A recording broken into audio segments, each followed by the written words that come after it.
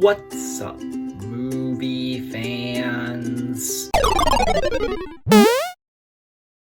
Guys, so this year we got a brand new Batman movie, The Batman. So today I've decided that I am going to rank all 12 theatrically released Batman movies. Just the ones that were released in theaters, because if we were to do like all of the direct-to-video animated ones, we would be here for years.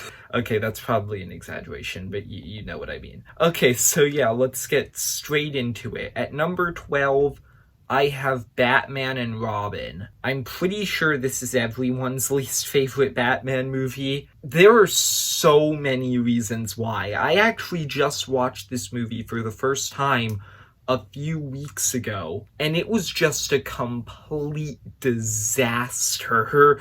Bane's in this movie. Instead of making him the extremely intelligent, threatening villain that he is in the comics, they turned him into this mindless brute that's basically just a henchman with superpowers. Mr. Freeze is in this, and they actually carried over his really good motivation from Batman the Animated Series, but then they ruined him because instead of writing his goal to line up with his motivation, instead he literally just wants to freeze the world. All of his dialogue is limited to ice puns. Cool party.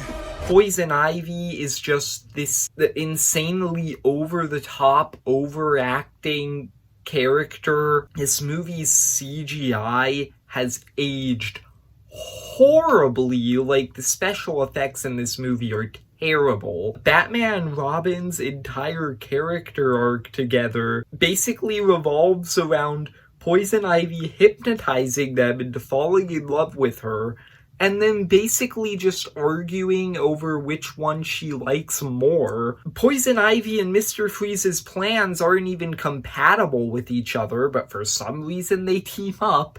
And to top it all off, nipples on the Batsuit. It's a cold town. To be fair, though, I do think there is one good thing about this movie, and that's the stuff that happens with Alfred, I actually think is fine, but, that's literally the only good thing. Number 11 is Batman 1966. Now, I don't necessarily think this is a bad movie. It's just not really a movie that I want to watch when I want to watch, a Batman story. This is supposed to be a ridiculous, silly... You're not supposed to take it seriously, is what I'm trying to say. It's just supposed to be this fun, ridiculous movie, and it works in that way. There are a lot of really memorable sequences here. Batman trying to get rid of the bomb and all of the people getting in his way. Shark repellent, all of the different riddles that Riddler has throughout this movie that have these weird, ridiculous answers, but Batman and Robin, act completely serious while they're talking about them. I just think all of that's really fun. But once again, this isn't necessarily that much of a great Batman movie. Number 10 is Batman Forever. I actually just rewatched this movie a few hours ago. I have to say, there actually are some alright storylines and elements to this movie, specifically Robin's whole character arc about wanting to get revenge for his parents' death, and Batman trying to tell him that that doesn't work because he's been through that before. I think that that's really interesting. They don't necessarily do the best with it. I recently watched through Batman the Animated Series, and there was actually an episode in that show that tackles this exact same storyline. It did it way better than this movie, but that just proves that that is a good storyline. Besides that, most of this movie is a lot like Batman and Robin, honestly. Like, you have these two ridiculously over-the-top, overacting villains in Riddler and Two-Face. Their plan is really stupid and incomprehensible. The entire movie just, like, has all of these ridiculous, over-the-top sections to it. The CGI isn't as bad as it is in Batman and Robin. A lot of the action sequences just have so many different quick cuts, and it's hard to tell what's going on. Bat nipples are still there. They're still there. It's better than Batman Robin because it does, like, one storyline right, but there's just a lot of still really stupid things in this movie. Number 9 is Batman v Superman. I think I've grown to like this movie a little bit more. I don't hate it as much as I did the last time I talked about it on this channel. In my last DCEU ranking. This still, I do not think that it is as good as some people, like, make it out to be. Because in the end, Batman v Superman is still a movie about two hypocritical murderers building up tension with each other for 2 hours because they don't like the way that the other person kills people, I guess, until they finally fight each other for 10 minutes, stop fighting each other because their moms have the same name, and teaming up to fight this terrible looking CGI monster. A lot of people can get past that, but I can't. This is still not that good of a movie, in my opinion. Number 8, this is probably going to be my most unpopular opinion on this whole list, and that is Batman Returns. Batman Returns isn't that good. One problem that I think that both of the Tim Burton Batman movies have is that for some reason, they're not that interested in talking about Batman. Like, for some reason, the most interesting element of these movies are the villains. Like, they're the people who are at the forefront of the movie. And that's not that big of a problem with Batman 89, and I'll get to why when we talk about that movie. But with Batman Returns, it's a big problem because Penguin is a bad character. He has no motivation or plan. His plan and goal varies throughout the movie. It changes several times. At the beginning of the movie, it seems like he actually genuinely just wants to know who his parents are. Then, he's convinced that he wants to be mayor. When that fails, he decides he's going to kill all of the firstborn children of Gotham. When that fails, he decides, okay, fine, if I can't kill all of the children in Gotham, I'll just kill everybody in Gotham. And it's way too easy to foil most of his plans. Like, Batman literally just plays some of the things that he said earlier on a loudspeaker. Mayor campaign, done. He just takes out the guy who's driving the train with all of the children on it. Bam. Penguin's plan to murder all of the firstborns in Gotham, done. Like, all of his plans are way too easy to stop. It just makes you wonder, how was he even having a difficult time with this guy? On the bright side, the reason that I don't think this is a terrible movie is because Penguin isn't the only villain in it. This movie also follows Catwoman. Batman's actually involved with her storyline. Like, the one sad thing about this movie is that Batman is basically just a supporting character in Catwoman's storyline, but I think the whole dynamic between the two of them is the most interesting part of the movie, and it's the thing that saves the movie from coming down lower. Number 7 is Batman 1989. I think that there's actually a big gap between 8 and 7 here. I think that Batman 89 is better than Batman Returns because its villain is actually really good. I really like Jack Nicholson's performance as Joker. he's really fun to follow throughout the movie, and he's just like this completely unpredictable, kind of frightening, hilarious character, and I just like him a lot more than Penguin. The other great thing about this movie is that while Batman still isn't the main character of his own movie for some reason, he at least has his own storyline and character arc where he's trying to decide whether he should let Vicky into his life. They kind of ruined it because in the end he is not the person who lets Vicky into his life. It's Alfred, but they were close. They almost let Batman be the main character of his own movie. I also just think that Michael Keaton is a really good Batman, and he gets a lot more time to shine in this movie. So yeah, I think Batman 89 much better than its sequel. So number 6 is the Lego Batman movie. This is easily the most straight up enjoyable, fun movie on this list. Because this is a comedy. It's just as funny as the other Lego movies. I actually think this might be the funniest of the Lego movies. Because like the other Lego movies, it has this absurd, bizarre, over-the-top sense of humor that they had, but it also makes a lot of jokes about Batman's history as a character, with all these references to his past movies and his comic book history and stuff like that, and I think that all is really funny, especially since I actually just rewatched and watched a lot of these movies very recently. So this movie, like, I thought it was funnier than I did before this time around when I rewatched it.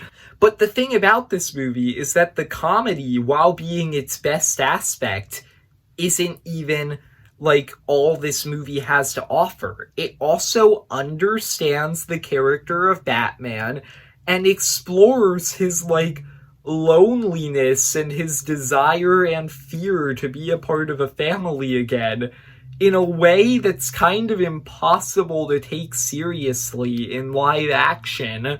But here, it really works, and I thought that, like, what they did with this movie was really cool. So now, entering into the top 5, I have Batman Begins. I actually think that Batman Begins is the weakest of the Dark Knight trilogy, which is a controversial opinion, but in the end, this is still a really good movie. It's also really the only, like, full, complete Batman origin movie, because you see basically his entire life story before he becomes Batman, and you get to see all of his training with the League of Shadows and stuff, which I thought was really cool to see, because you don't get to see that in a lot of other Batman movies. And I also just think that this movie has a really great character arc for Batman, with him having fear be a big part of his life, and him having to, like, weaponize it and overcome it in order to beat Ra's al Ghul and Scarecrow. Ra's al Ghul is a pretty great villain. I think his motivations make sense. Liam Neeson is great here.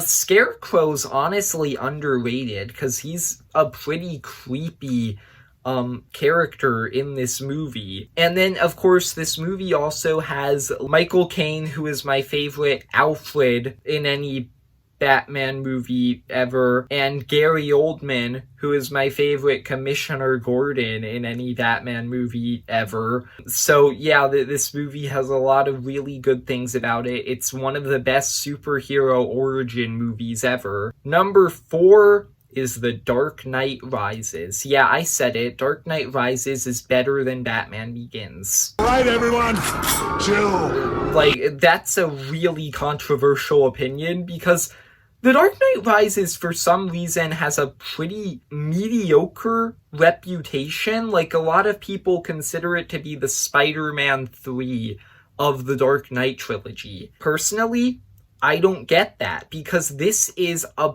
perfect conclusion to this trilogy. Its ending is actually really emotional, especially the scene where he says goodbye to Gordon and everything. I just think this is the perfect way to end this trilogy. And his whole character arc in the movie, with him having to overcome Bane just by not wanting to die while his city goes down. I just think that all of that is really great, and it ties into the previous movies really well. And I just think this is a great conclusion. It's also incredibly ambitious.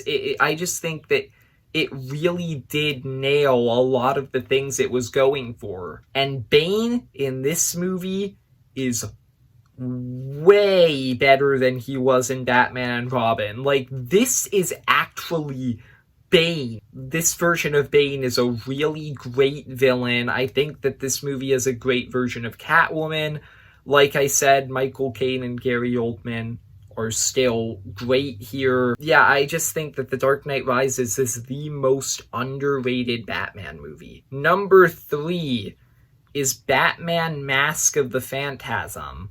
This is a movie that ties in with Batman the Animated Series. I watched this movie because I recently just watched through all of Batman the Animated Series. And this, I think, might be the peak of Batman the Animated Series. This is its highest point. It's just this really great movie that I think explores Batman in a way that a lot of the other movies on this list really don't. And that is, it has Batman come across someone who actually makes him happy. He gets this happy life where he's not always miserable all the time, and he genuinely considers leaving Batman behind. And I think that that is really interesting. It leads to some really emotional scenes. The Phantasm is a great character. I'm shocked. I don't see a lot of people talking about the Phantasm, but they're one of the best parts of this movie. Of course, you have Kevin Conroy as Batman and Mark Hamill as the Joker. They're the best versions of these characters, basically. So yeah, they're great too. Number 2, The Batman, the newest Batman movie. It's one of the best, in my opinion. It is the second best Batman movie. I think that this is just such a great mystery movie where you really see Batman get to be this detective. Riddler in this movie is still an amazing villain. Like I said in my review of the movie, he's really terrifying in some scenes, and I really like this movie's interpretation of Riddler. Robert Pattinson's Batman is pretty great. Jeffrey Wright's Gordon is pretty great. Zoe Kravitz's Catwoman is pretty great. This movie just has some really great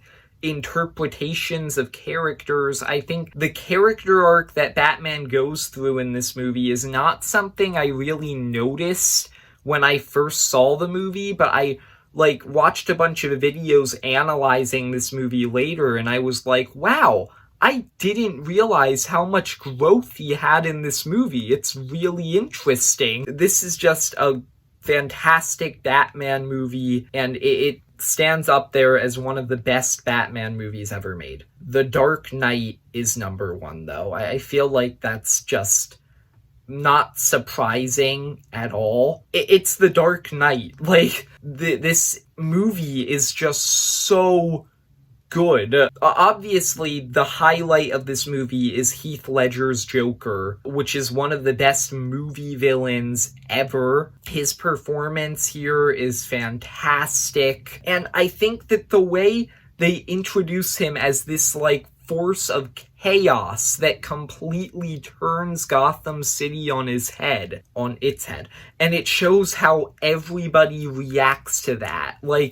Batman, Harvey Dent, Gordon, it shows how all of them cope with this and kind of break down because of it. And I think that that's really interesting. It's explored really well. In a way, this is kind of a Gotham City movie, and I think that was a really great idea. This is just a fantastic movie. It's one of the best superhero movies ever made. So yeah, it is the best Batman movie in my opinion. So there you go. That's my ranking of all the Batman movies. If you enjoyed, leave a like and subscribe. Comment down below, what is your favorite Batman movie?